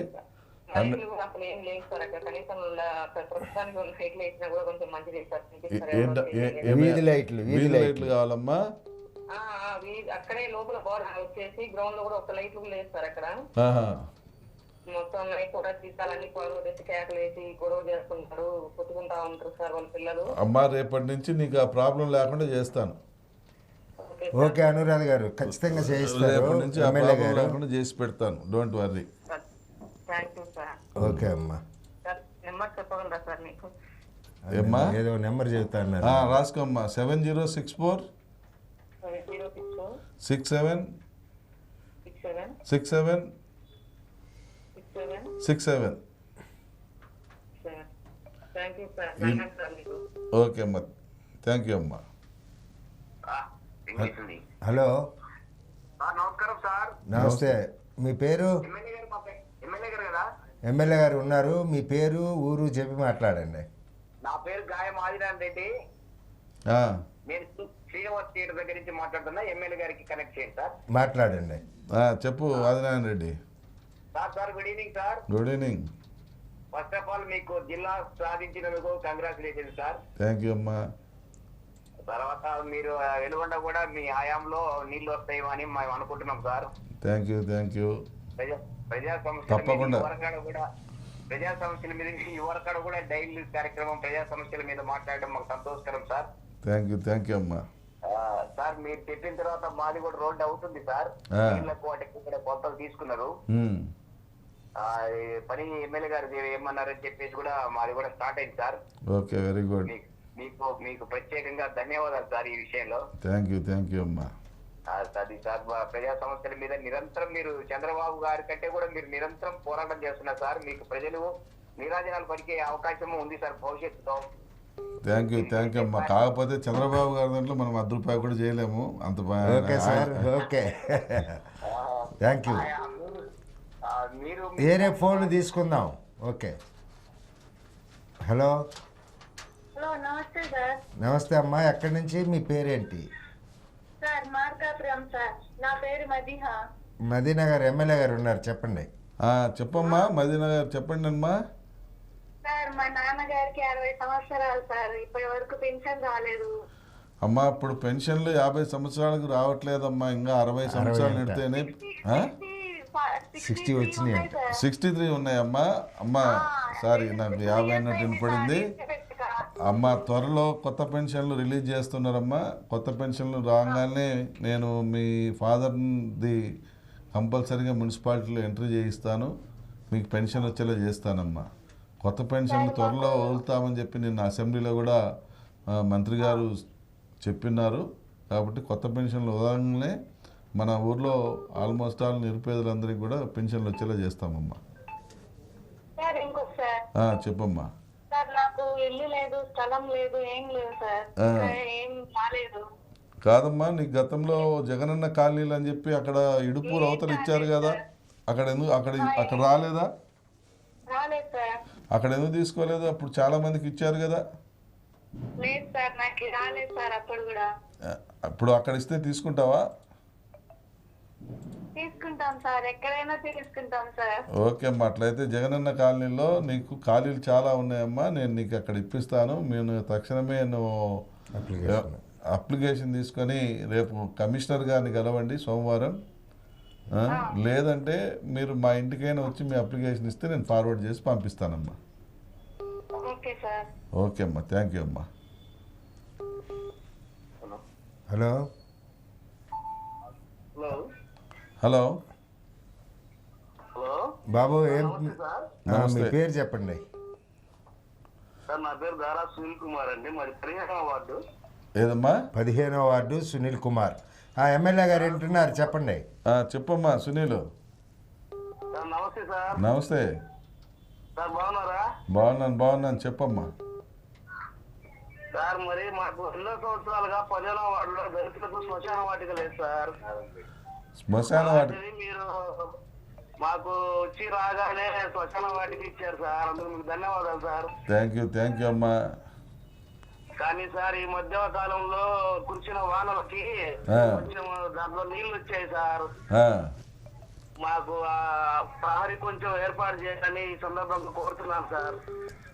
తప్పకుండా అమ్మా, తప్పకుండా దాన్ని శ్మశాన వాటికని మీకు ఆ ప్రాబ్లం లేకుండా సాల్వ్ చేద్దాము. మీకు గతంలో ఈ సంవత్సరం అదే లాస్ట్ ఇయర్ మీకు ఆ శ్మశానానికి సంబంధించి కొంత ల్యాండ్ మీకు చూపించిన మాట వాస్తవము. అయితే దానికి ప్రహారీ లేదు, కాకపోతే కొంత ఫండ్స్ అనేది ఇప్పుడు కొద్దిగా లేట్ అవుతున్నాయమ్మా. ఫండ్స్ త్వరలో వస్తాయి. ఫండ్స్ రాగానే తప్పకుండా పెట్టి దాన్ని చేపిద్దామమ్మా. అవును సార్, మీరు ఇచ్చినప్పటి నుంచి మేము బరియల్ గ్రౌండ్ కు వాడుకుంటున్నాం సార్ దాన్ని. ఓకే సునీల్, నీకు ఆ వాటర్ ప్రాబ్లం కూడా మళ్ళీ పంపిస్తాడు సారు, చూస్తాడు. తప్పకుండా అమ్మా. నమస్తే అండి, ఇందాక నుంచి ఫోన్ చేస్తున్నారు, మాకు కొద్దిగా లేట్ అయింది. మీ పేరేంటి? సార్ నా పేరు నరసింహ సార్, ఎక్స్ఆర్బి సార్. ఎమ్మెల్యే గారితో మాట్లాడండి. చెప్పు నరసింహన్న, చెప్పు. సార్ నమస్తే సార్. నమస్తే సార్, ఇక్కడ మన పూల్సుపై కానీ సార్ రాజీవ్ నగర్ లో చాలా ఇయర్స్ నుంచి సార్ కాలువలు లేదు సార్, చాలా ఇబ్బందికరంగా ఉంది. పూల్ సుబ్బయ్య కాలనీ రాజీవ్ నగర్లోనమ్మా. రాజీవ్ నగర్ సార్ 13వ వార్డు సార్. 13వ వార్డు సార్. 13వ వార్డు అంటే ఆ కింద వస్తాయి, సార్ సార్ ఆ కింద ఉన్న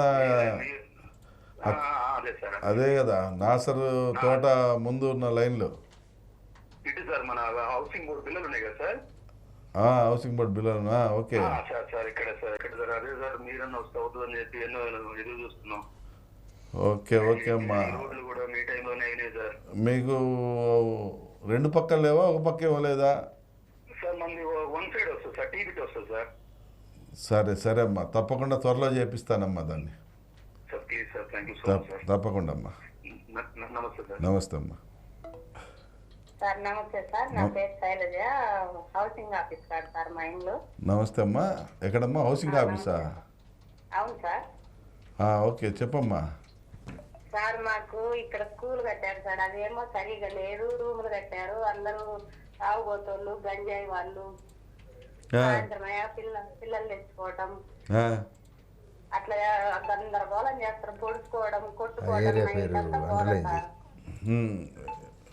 అది సార్ మాకు అదొకటి, చెత్త ఒకటి వేస్తుండ్రు, చెట్లు ఉన్నాయి చుట్టూ. మాకు అదంతా క్లీన్ చేపించి సార్ లైట్లు వేసి నీరు చేస్తే చాలు సార్, అది ఎప్పటి చాలు. అమ్మా, నేను మీ పని రేపు సోమవారమే చేపిస్తాను. Okay sir. అది అక్కడ చెత్త గిత్త అంతా ఏం లేకుండా సోమవారం చేయిస్తాను. మీకు ఆ రౌడీ బ్యాచ్, గంజాయి బ్యాచ్ మళ్ళా జన్మలో మీ ప్రాంతానికి రాకుండా చేస్తానమ్మా. ఓకే సార్, అదంతా మాకు అందులో చుట్టుపక్కల ఆడపిల్లలు ఉన్నారు సార్, చాలా ఇబ్బంది పడుతున్నారు. మీరేం భయపడకండి అమ్మా, మీకు ఏదున్నా నేనున్నాను. మీకు ఎనీ టైం మీకు ఇబ్బంది అయినప్పుడు చెప్పండి, నేను స్పందిస్తాను. ఇబ్బంది ఏం లేదు. నేను ఇమ్మీడియట్గా దాన్ని పోలీసుల దృష్టికి తీసుకొని పోయి 2 daysలో సాల్వ్ చేస్తానమ్మా.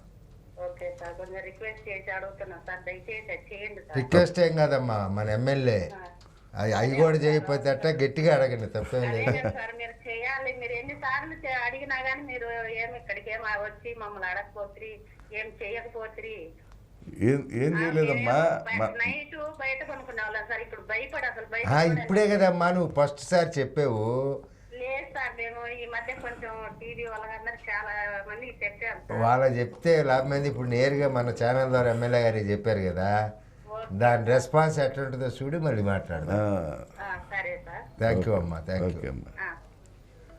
నార్మల్ పబ్లిక్ నుంచి ఎక్కువ వచ్చినాయి. అవును, అందువల్ల మంచి రెస్పాన్స్ ఉన్నట్లు లెక్క. రెస్పాన్స్ ఉంది. కాబట్టి నెక్స్ట్ టైం నుంచి మనం లైవ్ని కంటిన్యూ చేద్దాం. దీనికి ఒకే ఒక్క ఇది చెప్పండి. ఇప్పుడు 25వ తేదీ ముఖ్యమంత్రి రాబోతున్నారు కదా, వెలుగొండ విషయంలో అప్పుడు జగన్ వచ్చి జాతికి అంకితం చేశారు. ఇప్పుడు మీరు వచ్చి ఇంకా పేడర్ వర్క్ ఏదో శంకుస్థాపన భూమి పూజ అంటున్నారు. ఏం జరిగింది? మిమ్మల్ని నమ్మచ్చా? మమ్మల్ని 100% నమ్మచ్చు అన్న. ఎందుకనంటే మేము వాళ్ళ మాదిరిగా ఈ ప్రాంత అమాయకమైనటువంటి ప్రజలు ఉన్నటువంటి ఈ ప్రాంతంలో చెవిలో పూలు పెట్టడం లేదు. వాళ్ళ మాదిరి పూలు పెట్టిపోలేదు. అసలు టన్నల్ పూర్తి కాలేదు. ఫీడర్ కెనాలు పూర్తి స్థాయిలో రిపేర్లో ఉంది. స్ట్రెంగ్తన్ లేదు, నిర్వాసితులు డబ్బులు లేదు. ఏమి చేయకుండానే నేను జాతికి అంకితం చేస్తున్నానని చెప్పి అప్పటి ముఖ్యమంత్రి గారు వచ్చి ఓపెన్ చేసిపోయాడు. దానికి ఇక్కడ నాయకులందరూ పోయి జైగొట్టారు. తీరా నీళ్ళే అంటే ఒక్కడు నోరు మెదపలేదు. మమ్మల్ని మోసం చేశారు వీళ్ళు అనేది క్లియర్గా ఈ ప్రాంత ప్రజలకు అర్థమైపోయింది. ఏ ఏడుకు ఆ ఏడు మేము అధికారంలో సంవత్సరంలోనే నీళ్ళు ఇస్తామన్నారు. సంవత్సరం పోయింది, 2వ సంవత్సరం పోయింది, 3వ సంవత్సరం పోయింది, 4వ సంవత్సరం పోయింది, 5వ సంవత్సరం కూడా చేయకపోతే బాగుండదని చెప్పి పూర్తి కాకుండా పూర్తి చేసిన అని చెప్పి ఇక్కడ జనాలకు నమ్మించి మోసం చేయాలని చెప్పి చూశారు. ఇది దారుణం. ఎందుకంటే గుడ్డిగా నమ్మారు మా ప్రాంత ప్రజలైతే. ఈ ప్రాంతంలో ప్రజలు గుడ్డిగా నమ్మారు. రాజశేఖర రెడ్డి కొడుకు అబద్ధం ఆడతాడా, రాజశేఖర రెడ్డి కొడుకు ఈ ప్రాంతానికి న్యాయం చేస్తాడు అని ఏదో ఒక గుడ్డిగా నమ్మి ఓట్లు వేస్తే లాస్ట్కి వచ్చేసరికల్లా మాకు చేసింది ఆయన పంగనామాలు పెట్టాడు. అయితే ఇవన్నీ గ్రహించినటువంటి మన ముఖ్యమంత్రి గారు దీన్ని ఎట్టి పరిస్థితుల్లో చేసి పెట్టాలా, ఈ ప్రాంతానికి ఇది అవసరం ఉంది, ఈ ప్రాంత ప్రజలు బ్రతకాలా, ఈ ప్రాంత ప్రజలు దేశాలు పట్టుకొని పోకుండా ఉండాలా అనే మాట అయితే ఇక్కడ ఈ వెలుగొండను పూర్తి చేయాల్సిందే అని చెప్పి కంకణం కట్టుకుని రోజు పని చేపిస్తా ఉన్నాం. మీకు లైనింగ్ పనులు, బెంచింగ్ పనులు మీకు ఒక ఎగ్జాంపుల్ చెప్తాను. ఎంత దుర్మార్గం అంటే లాస్ట్ 5 సంవత్సరాలు వాళ్ళు పని చేపిస్తే లైనింగ్ పనులు 756 మీటర్లు చేశారు, బెంచింగ్ పనులు 700 మీటర్లు చేశారు. మేము అధికారంలోకి వచ్చిన ఈ 19 నెలలలో 14 నెలలు పని జరిగితే ఈ 14 నెలలలో బెంచింగ్ పనులు మేము 3600 చేశాము, లైనింగ్ పనులు 7500 చేయించాం, 7600 చేశాం. అంటే ఎంత సిన్సియర్గా నిజాయితీగా ఈ ప్రాజెక్టు పూర్తి చేయాలా, ఈ ప్రాజెక్టు ఈ ప్రాంతానికి అవసరం అని చెప్పి ఏ రకంగా కష్టపడి పని చేపిస్తున్నామో మాకు తెలుసు. అలాగే ప్రజలకు కూడా తెలిసి అర్థమైపోయింది. ఫీడర్ కెనాల్ నీళ్ళు వదిలితే ఫీడర్ కెనాల్ కట్ అయిపోయి ఊర్ల మీద నీళ్లు పడితే మొన్న 2000 క్యూసెక్కులు వస్తేనే అక్కడ ఊర్లు తట్టుకోవాలి. 11,000 క్యూసెక్కులు ఎట్ ఎ టైం వచ్చి కాలంలో వస్తే ఊర్లు ఉంటాయా? ఊర్లు కొట్టుకుపోతాయి.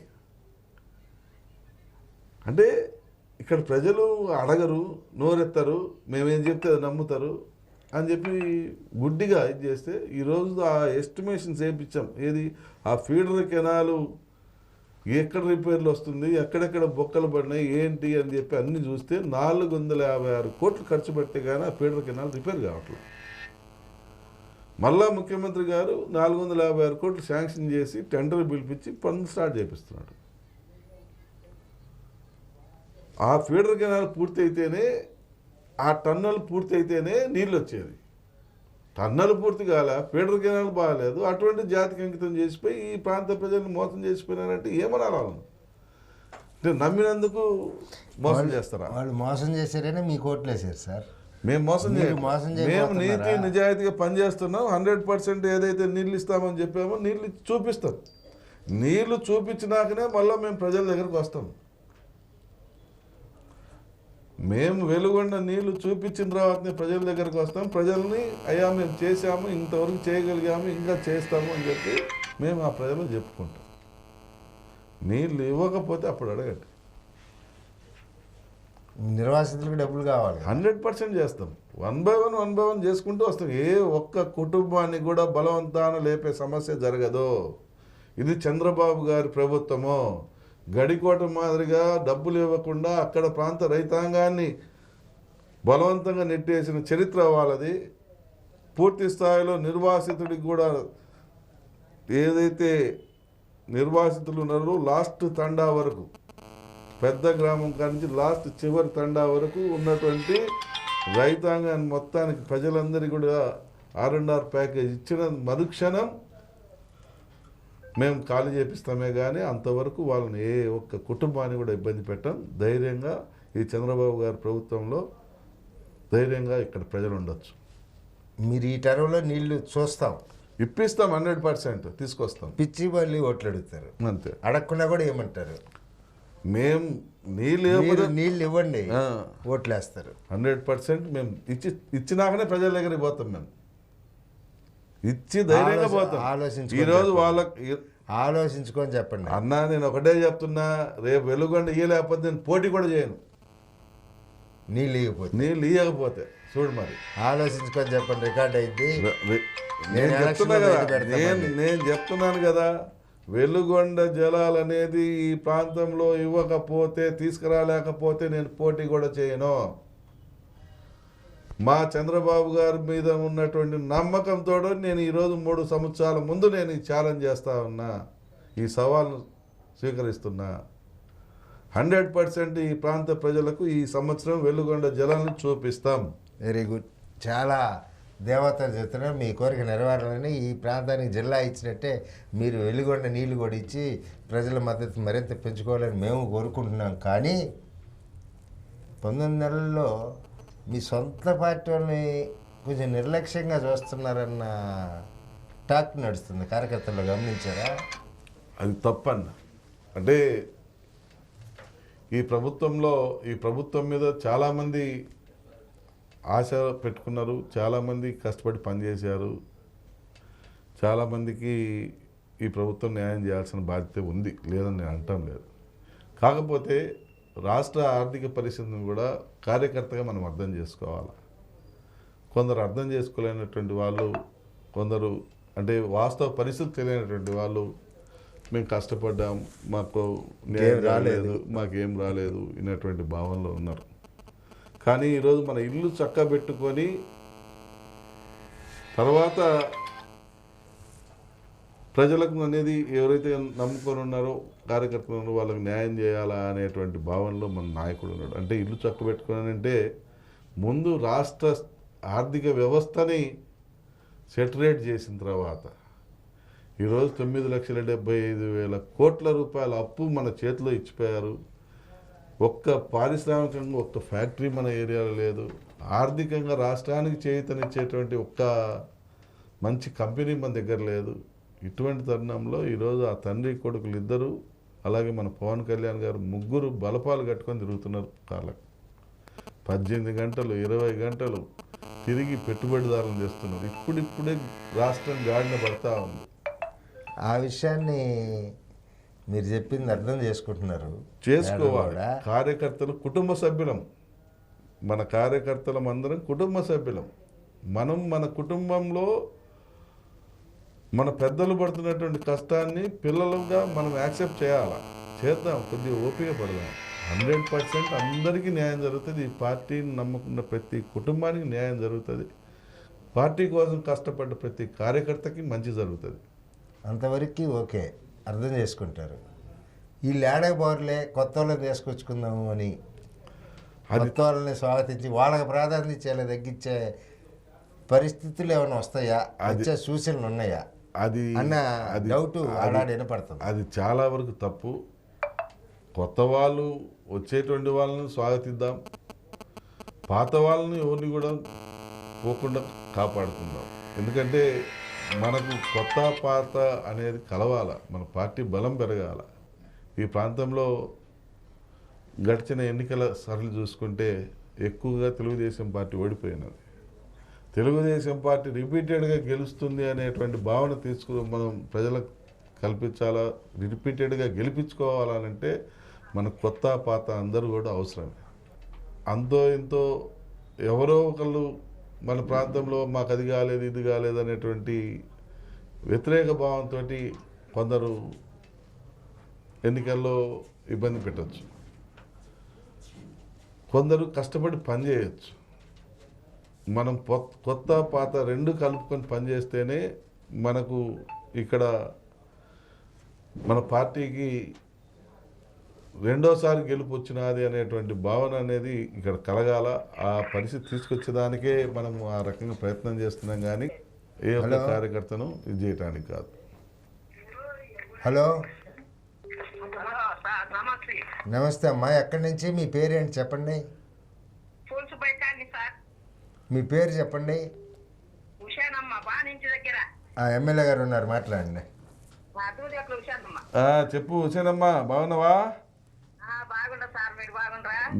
బాగున్నానమ్మా. ఏంది మన సమస్య ఏంటి? 30 సంవత్సరాలు మార్కెట్ వచ్చి ఉందని ఇంటి లేదు. ఉన్న ఇల్లు లేదు. పోయినసారి వాళ్ళు అన్ని ఇల్లు ఇచ్చినాము, 7,000 ఇల్లు ఇచ్చాము, 8,000 ఇల్లు ఇచ్చామని చెప్పిందే పోయినసారి. పోయిన గవర్నమెంట్లో జగనన్న కాలనీలు అని చెప్పి అక్కడ ఇడుపూర్ దగ్గర ఇచ్చినామని చెప్పినారు కదా. నాకేం చెందలే గవర్నమెంట్ సొమ్ము. ఎందుకని ఇవ్వలేదు వాళ్ళు అప్పుడు? సార్ మళ్ళీ నాకేం తెలుసు సార్. కాదమ్మా, నువ్వు అప్పుడు ఎందుకు అడగలేదు వాళ్ళను గట్టిగా? నువ్వు ఎందుకు ఇవ్వయ్యా, నాకు నిరుపేదలు, నాకు ఎందుకు ఇవ్వలేదు అని చెప్పి నువ్వు ఎందుకు అడగలేదు? నేను పెట్టిన స్థలానికి రాలేదా? ఎందుకని? నీకేమన్నా 10 ఎకరాల పొలం ఉందా, లేకుంటే ఏమన్నా మంచి ఆస్తులు ఉన్నాయా? ఏం లేవు సార్. మరి ఏం చేస్తావు నువ్వు?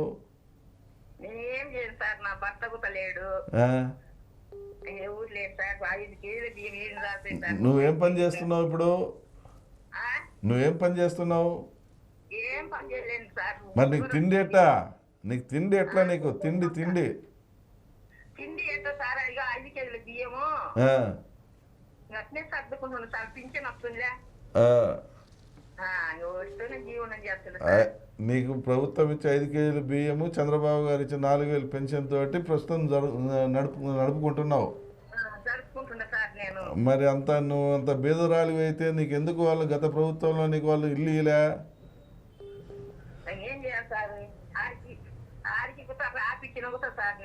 నువ్వు రాపిచ్చినా కూడా తీసి పక్కన నూకేరా? వాళ్ళు ఇలేదు కాబట్టి మిమ్మల్ని అడుగుతున్నాం సార్. మీరన్నీ ఇండియన్ అడుగు. వాళ్ళు ఇలేదు కాబట్టి మిమ్మల్ని అడుగుతున్నారు సార్. ఎందుకు మీరు ఆమెను పరిగణలో తీసుకొని ఏమైనా పరిశీలిస్తారా? 100% అమ్మా. నీకు హుసేనమ్మా, నీకు ఇల్లు వచ్చినట్టు చేసే బాధ్యత నాది. నీకు అమ్మా హుసేనమ్మా, వెరీ గుడ్. సరే, నీకు ఇల్లు వచ్చేటట్టు చేసే బాధ్యత నాది. జగనన్న కాలనీలో నువ్వు మళ్ళీ కొత్త అర్జీ పెట్టు. నీకు జగనన్న కాలనీలో చాలా ప్లాట్లు ఖాళీగా ఉన్నాయి, నీకు ఇల్లు ఇప్పిస్తా. అక్కడ నీకేం ఇబ్బంది లేకుండా చూస్తా. తప్పకుండా చేస్తానమ్మా. థ్యాంక్ యూ అమ్మా, చేస్తాను, తప్పకుండా చేస్తాను. ఎవరండి? పేరేంటి? భాషా గారు ఇంతకుముందు మాట్లాడారుగా, మీ పక్క నుంచేనా? ఎమ్మెల్యే గారు ఉన్నారు, మాట్లాడతావా? చెప్పండి. హలో, నమస్తే. చెప్పు తమ్ముడు. భాష, బాగున్నావా? చెప్పమ్మా. థ్యాంక్ యూ అమ్మా. అదేవిధంగా ఏం లేదు సార్, చిన్న ఇన్ఫర్మేషన్ సార్. ఇప్పుడు మా పెదనాయన చనిపోయి 1.5 year అయింది సార్. పింఛన్ రాలేదు, విడో పింఛన్. ఇంతకుముందు మీ పెద్దనాన్నకు వస్తుండేదా పెన్షన్? లేదు సార్. ఆయనకు రావట్లేదా? సరే, త్వరలో కొత్త పెన్షన్లు వదులుతున్నారులేమ్మా. తొందరలో అర్జీలు పెట్టుకోమని చెప్తున్నారు. త్వరలో వస్తుంది. ఇప్పుడు మన అసెంబ్లీ అయిపోయిన తర్వాత రావచ్చు త్వరలో, మేబీ వచ్చినాక అర్జీ పెట్టించు, నేను తప్పకుండా నీకు శాంక్షన్ చేపిస్తా. తప్పకుండా ఆ ప్రయత్నంలో తర్లుబాడు మార్కాపురం కలిసిపోయిద్దిలే, మధ్యలో కలెక్టరేట్ వచ్చిందిగా, కలిపేస్తాం చిన్నగా. తర్లుబాడు మార్కాపురం కలిసిపోయిద్ది ఇక్కడ. హలో, మీ పేరు చెప్పండి, ఎక్కడి నుంచి? నా పేరు బ్రహ్మారెడ్డి అండి, పొదిలి మండలం అన్నవరం విలేజ్ నుంచి. అన్నవరం, అవును, ఇందాక కూడా చేసావు అబ్బా నీకోసం. ముదుగు ఎమ్మెల్యే గారు ఉన్నారు, మాట్లాడు. హలో అన్న, నమస్తే అన్న. నమస్తే. ఏం బ్రహ్మారెడ్డి, బాగున్నావా? బాగున్నానన్నా. ఏం విశేషం చెప్. Thank you. జిల్లా లేకపోతే అసలు ఈ 4 మనతో పాటు మన 4 నియోజకవర్గాలు కూడా నువ్వు చేసాను అందరికి. థ్యాంక్ యూ, చెప్పు. బాగానే ఉందన్న. మా ఊర్లో రోడ్లు మొత్తం వేసింది నువ్వేనన్నా. మొత్తం ఒక్క వైసీపీ గవర్నమెంట్ లో అసలు ఒక్క రోడ్డు వేసిన పాపం పోలేదన్నా. అన్ని మీరే బాగా చేశారన్నా. Okay, thank you. ఏమయ్యా మీ ఊర్లో అన్ని రోడ్లు వేసాడా? మొత్తం ఒక్క రోడ్డు కూడా ఖాళీ నువ్వేదో మీ ఇద్దరు సంభాషింటే నువ్వేదో నాయకుడిలాగా ఉన్నావు. నాయకుడు పక్క ఊరికి కూడా రోడ్లు వేపియాలి కదా, అన్ని నువ్వు వేసుకుంటా. అన్న అట్టయితే మీరేం చేస్తారంటే, మీరు మా ఊర్లో మేము వేసిన రోడ్లు వేయించి నడవకుండా మీరు రాగలరన్నా. అలాగా? ఎవరైనా కానీ ఖర్చు కాకుండా ఉండదన్న, అట్లా వేసేవన్నా. అన్ని అన్నతోటి అన్న ఇది చేసాడన్న. మా ఊరు బాగా ఇదిగా చూసి జాగ్రత్త చేయబట్టి అన్న ఎప్పుడైనా మేము అన్నకి రుణపడి ఉన్నాం అన్న. ఓట్ల రూపంలో కూడా రుణపడి ఉండాలి. ఖచ్చితంగా అన్న. ఇంకేం లేవు అయితే ఇప్పుడు సమస్యలు ఏం లేవన్నా, బాగానే అన్ని. మాకు ఈ మధ్య మాకు తార్ రోడ్డు సమస్య ఉందన్న చెప్పి దగ్గర బాగానే ఎమ్మెల్యే 1-2 రోజుల్లోనే మాకు శాంక్షన్ చేపించి తార్ రోడ్డు కూడా నిన్న టెంకాయ కొట్టించి మార్గం చేసేదన్న. అది కూడా మొత్తం 1 వారం రోజుల్లోనే జరిగిందన్న ఈ ప్రాసెస్ అంతా. ఓకే బ్రహ్మారెడ్డి గారు, మీ ఊరు Annavaram to Talamala road tar road వేపిస్తున్నాం. అవునన్నా. మీ ఊరిలో చెప్పు, మన ఊరి మీద ఎంత ప్రేమ ఉంది ఎమ్మెల్యే గారికి, మీరు గుర్తుపెట్టుకోండి అని. అది కాదు, మీ ఊరి వాళ్ళకి అందరికీ చెప్పాలను మీరు. ఓకే బ్రహ్మారెడ్డి గారు, ధన్యవాదాలు. Thank you. వచ్చే కార్యక్రమం నుంచి లైవ్ ద్వారా నారాయణరెడ్డి గారి తోటి మనం నియోజకవర్గ అభివృద్ధి మీద, అంశాల మీద, సమస్యల మీద మనం మాట్లాడదాం. ఈరోజు చాలా అంశాలు చెప్పారు. తన రాజకీయ ఆరంగరేయటం, తర్వాత ప్రతిపక్షంలో కూడా ప్రజా ఉద్యమాల ద్వారా ప్రభుత్వాన్ని వెలుగొండ మీద స్పందించే విధంగా చేయటం, తర్వాత తాగునీటి సమస్యతోటి అతలాకుతలం అవుతున్న మార్కాపురం పట్టణానికి సాగర్ జలాలని పైపు లైన్ల ద్వారా ఇప్పించటం, మార్కాపురానికి జిల్లా వైద్యశాలను తీసుకురావటం, అలాగే గ్రామీణ ప్రాంతంలో పోయిన తరంలోనే 118 కిలోమీటర్ల రోడ్లు ఇప్పుడు కొన్ని 100 కిలోమీటర్ల రోడ్లకి నిధులు తేవటం లాంటి సమస్యల అభివృద్ధి కార్యక్రమాలతో పాటు జిల్లా అభివృద్ధిలో, జిల్లా ఏర్పాటులో తెలుగుదేశం ప్రభుత్వం లేకపోతే తెలుగుదేశం పార్టీ శాసనసభ్యుడిగా అప్పుడు ప్రతిపక్ష నాయకుడిగా ఉద్యమించడం, తర్వాత ముఖ్యమంత్రి గారిని జిల్లా నాయకులందరి సహకారంతో ఒప్పించి జిల్లాను తీసుకురావటం, అంతేకాకుండా ఈ మార్కాపురం పట్టణాన్ని జిల్లా స్థాయిలో అభివృద్ధిలో ముందుకు తీసుకెళ్తామని చెప్పి ఒక ప్రణాళికను రూపొందిస్తున్నామని మనకి చెప్పున్నారు. అలాగే వెలిగొండ నీటిని మన రిజర్వాయర్కి వచ్చి నీళ్లు వస్తేనే వచ్చే ఎలక్షన్లో నేను మళ్ళీ మీ కాడికి వచ్చి ఓట్లు అడుగుతానని చెప్పి ఆయన గంటాపదంగా చెబుతున్నారు. అది ఈ జిల్లా ఏర్పాటుతో పాటు వెలిగొండ సాధన కూడా జరిగితే మనందరం కూడా నీకు మంచి జరిగిద్దా జనంలో కూడా నేను చెబుతున్నాం. ఆయన చాలా గంటాపదంగా చెబుతున్నారు. ఆ విషయంలో కూడా ఆయన కోరిక నెరవేరాలని, ప్రజల ఆకాంక్ష నెరవేరాలని ఉదయ్ ఛానల్ కూడా కోరుకుంటుంది. అదే సమయంలో ఆయన కార్యకర్తలకు కూడా నేనున్నాను అని భరోసానిచ్చారు. ఎలాంటి అపోహల అవసరం లేదు. మన ప్రభుత్వం ముందు ప్రజా సంక్షేమం, నెక్స్ట్ కార్యకర్తల సంక్షేమం రెండింటినీ వేరీ చేసుకొని అందరికీ న్యాయం చేస్తుంది. మీరేవి అపోహలు పడద్దని చెప్పే ధైర్యాన్ని ఇచ్చారు. ఈ మధ్యకాలంలోనే చాలా కొన్ని ఫోన్ కాల్సే ఈరోజు తీసుకోగలిగా, మిగిలిన కాల్స్ వచ్చే కార్యక్రమంలో తీసుకుంటాం. ఈ ఫోన్ కాల్స్ మీద ఆయన బాగా స్పందించాడు. మార్కాపురం పట్టణంలో అక్కడక్కడ అల్లరి మోకలు గంజాయి బ్యాచ్ తిరుగుతున్న కాలనీల నుంచి ఎక్కువ వచ్చినాయి. వాటి మీద పోలీస్ శాఖ ద్వారా నారాయణ రెడ్డి గారు మంచి గట్టి చర్యలు తీసుకోవాలని కోరుకుంటూ ఈ కార్యక్రమానికి ఆయన వచ్చి పాల్గొని ఈ గంటసేపు కార్యక్రమం నిర్వహించడం, ప్రజల నుంచి ఫోన్లు తీసుకొని చేసేందుకు ఆయనకి మీకు అందరికి కూడా ధన్యవాదాలు. సెలవు తీసుకుంటాం. నమస్కారం.